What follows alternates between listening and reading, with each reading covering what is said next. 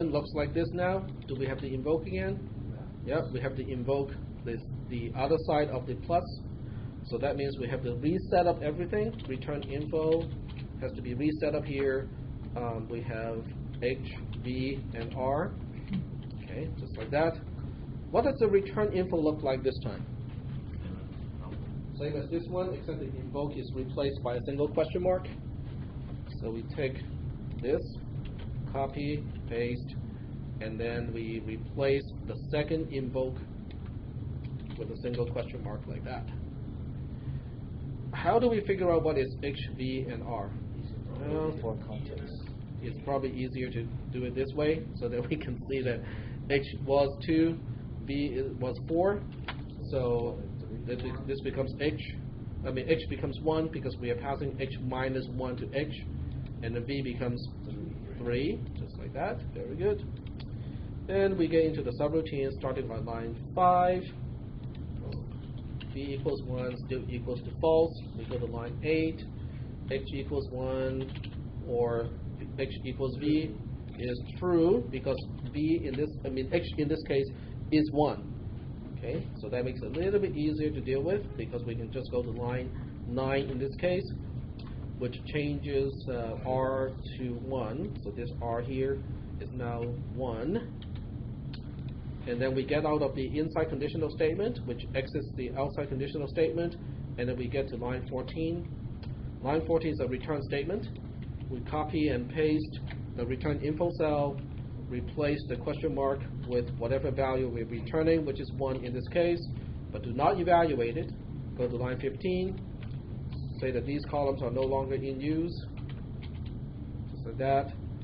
And then we go back and execute line 11 because that's what return info is telling me to go back to line 11.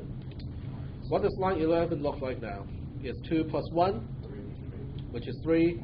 So R is now updated to 3. And after line 11, what do we do? Nothing. Nothing. We go all the way down to 14. Line 14 is a return statement. We take whatever is in the return info cell, copy and paste it, and replace the question mark with the value that we are actually returning. In this case, it is 3. But do not execute that statement just yet. Clean up the columns once we get to line 15. Like that. And then when we return, the return info tells me to go back to line 16. So line 16 now is just going to print the value 3. And then we're done. So as I said, this one is not really complicated. It's just long. It's just tedious. Okay, what is it doing? Oh, save. Okay, so the question is, what is it doing? Is this of any value to us? Just by looking at it, it doesn't seem like it's doing anything useful, right? Okay. So this part, I'm not sure whether I should use a whiteboard to do it or whether I should try to capture it using a text editor. I think I can do it with a text editor. Okay, this is what it's doing. And let's save it to today's folder. And what shall we call it? Atom. TXT. Okay, this is what it's doing. It's actually calculating something like this. H is, one controls the row and one controls the column, but of a triangle. So you can look at H as the column number, and you can look at V as the row number. If we are passing H equals 1 and V equals 1, what do you think it will do? If H equals 1 and V equals 1, then R is going to be 1, right? So it returns 0. It returns a 1. Okay. And I think I just, okay, I didn't mess up anything. Okay. On the second row, when V equals to 1, but anything with V equals to 2 in this case, but when H equals to 1, it is always 1. And when H equals to V, which in this case are both 2, it is also returning a 1, just like that. Then the next one will go to 1, 2, 1. Then we'll go to 1, 3, 3, 1, 1, 4, 6, 4, 1, 1, 10, 10, 1. Oh, I'm missing the 5. The columns are not aligning.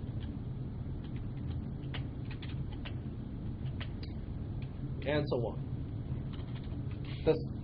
If you look at the triangle, like if you just kind of skew it a little bit so it's more centered, does this triangle have a name? It's called Pascal's triangle. Very good. So this is Pascal's triangle. What is it? Why is it useful?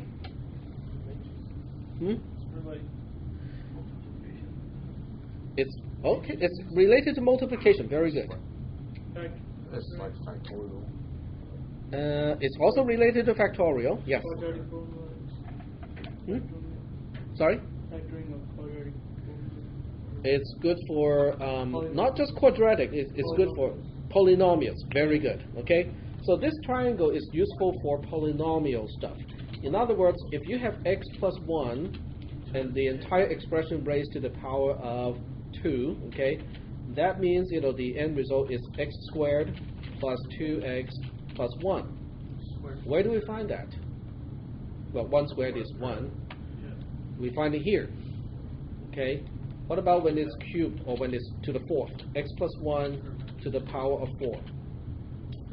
Okay. Then what we do is we look up this row here. So we end up with x to the power of 4 plus 4 times x to the power of 3 plus 6 times x to the power of 2 plus 4 times x plus 1. Okay? So that's Pascal's triangle, and it is, one application of that is for polynomials.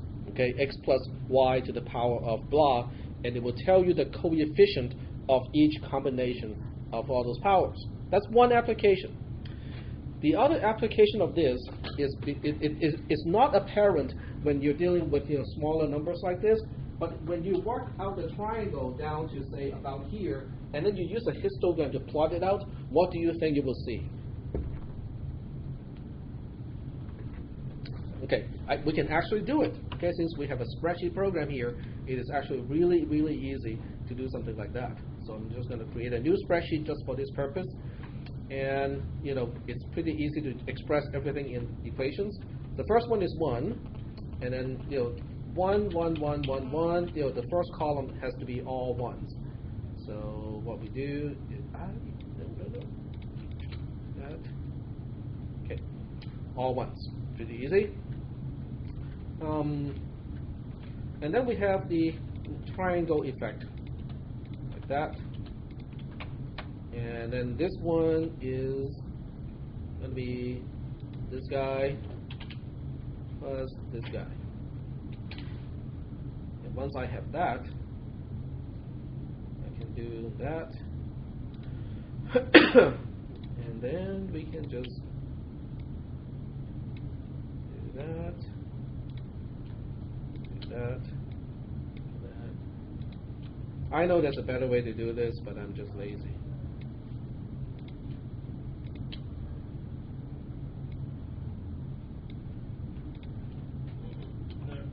Hmm?